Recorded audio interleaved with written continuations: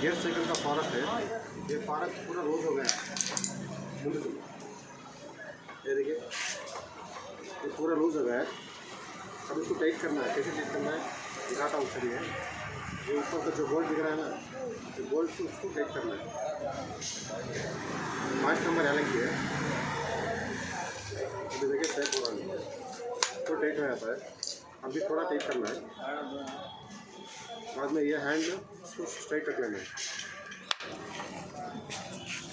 Tight करके ये 2 screw आता है, इधर एक इधर एक, तब स्क्रू टाइट कर देना दबा के। ये शेक नहीं होगा।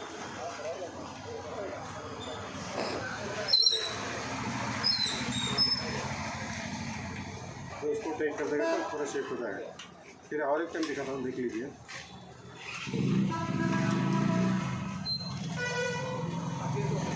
इसको शेक हो रहा है, पूरा शेक हो रहा है।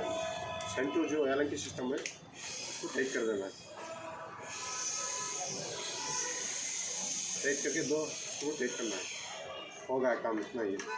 वीडियो पसंद आया तो एक तो लाइक बनता है, शेयर कीजिए, सब्सक्राइब कीजिए, लाइक कीजिए।